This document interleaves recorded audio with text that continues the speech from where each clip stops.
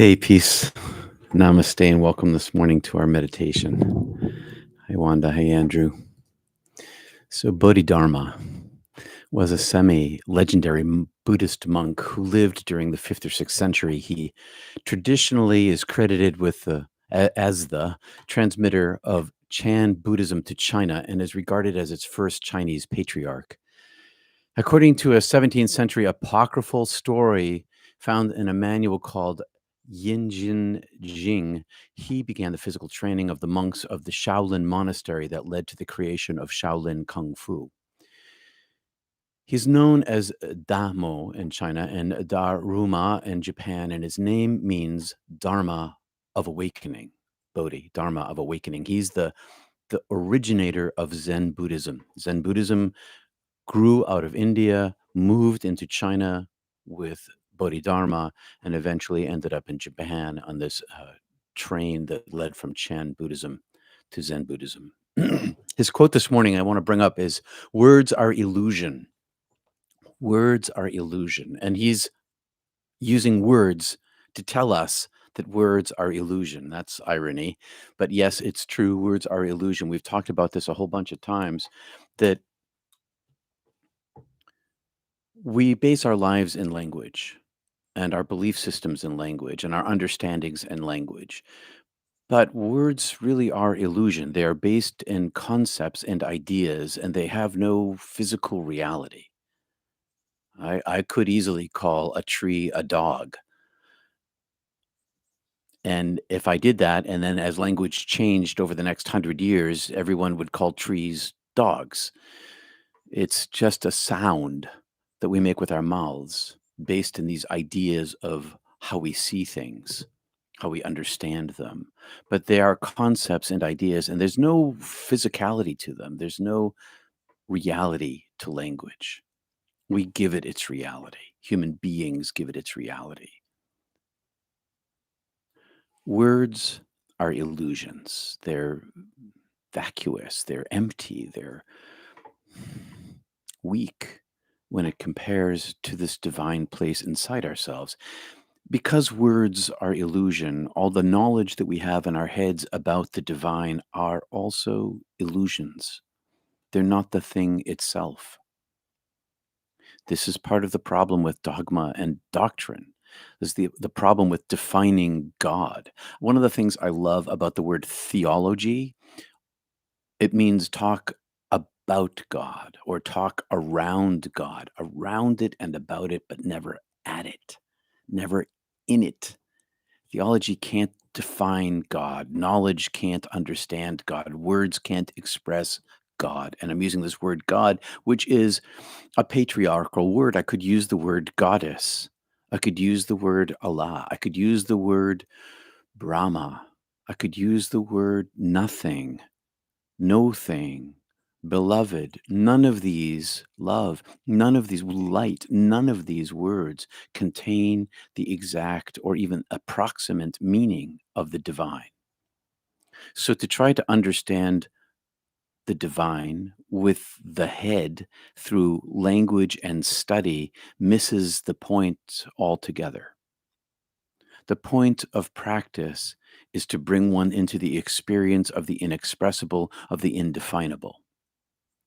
We practice together for for several reasons. One, it's a ritualized situation where every Monday and Wednesday we gather together, so you know that you're going to meditate for those moments and minutes in a collective, in a group, so it gives some strength to your sacred practice.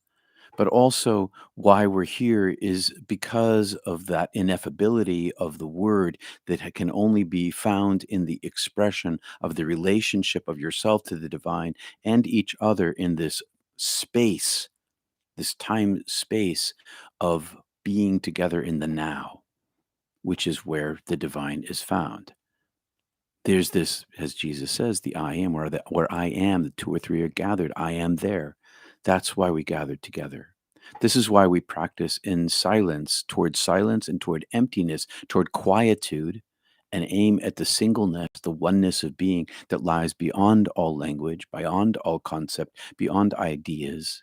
What's that Rumi poem? There's this field, beyond the realm of ideas. I'll meet you there, something like that. This is beyond the realm of rationality, beyond the realm of reason and analysis and conceptualization and ideas. Language can't contain it. Words are illusions. And if we attach to the language of our belief systems or our understandings of mysticism, then we miss the point. Yes, we use language to communicate this, but words are illusions. They are not the thing itself. They can't contain it. Never have, never will.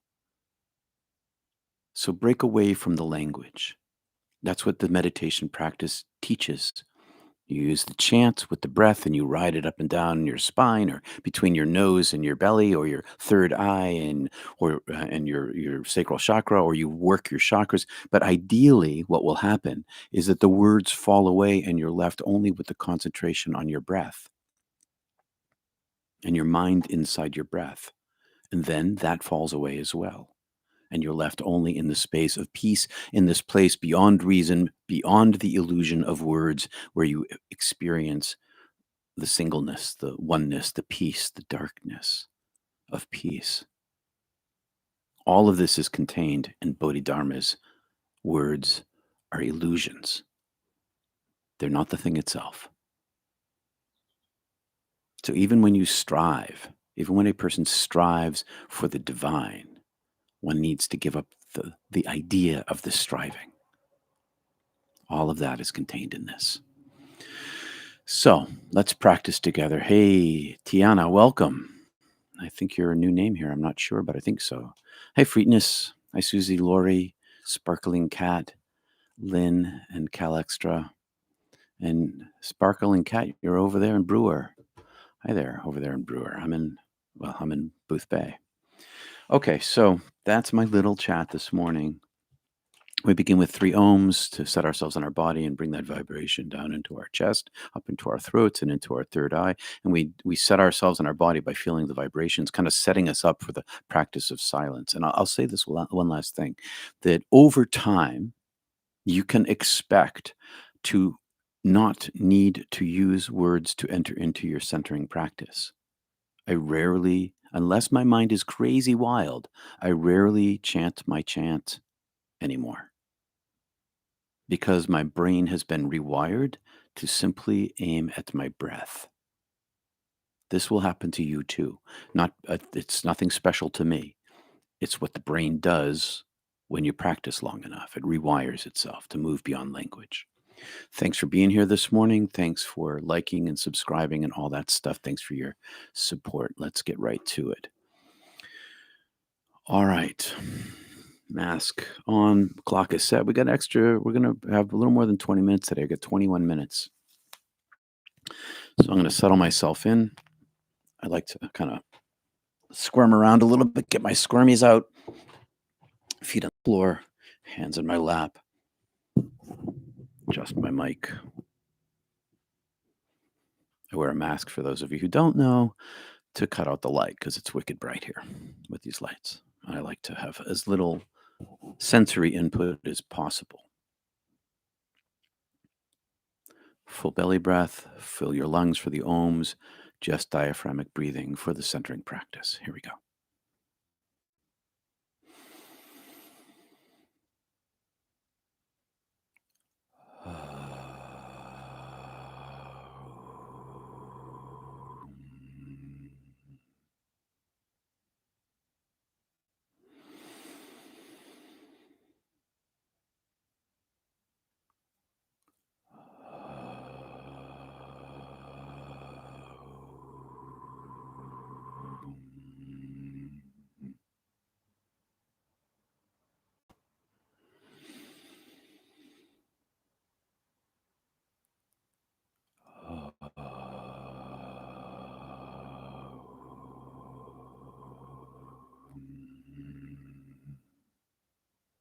Centering.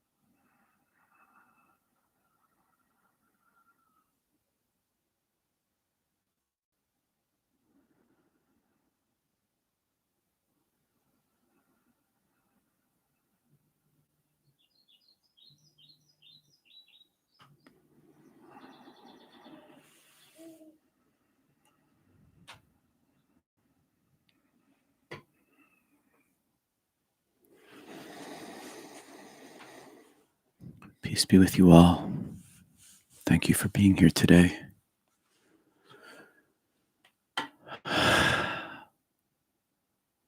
Deep meditation over here.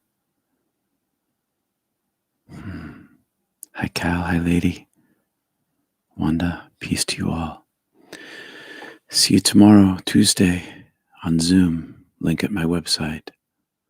What I said about Bodhidharma, what I talked about his life, I'll put a link to the Wikipedia that describes him. Don't attach to the words. Peace. Namaste. You're welcome, Don. PL.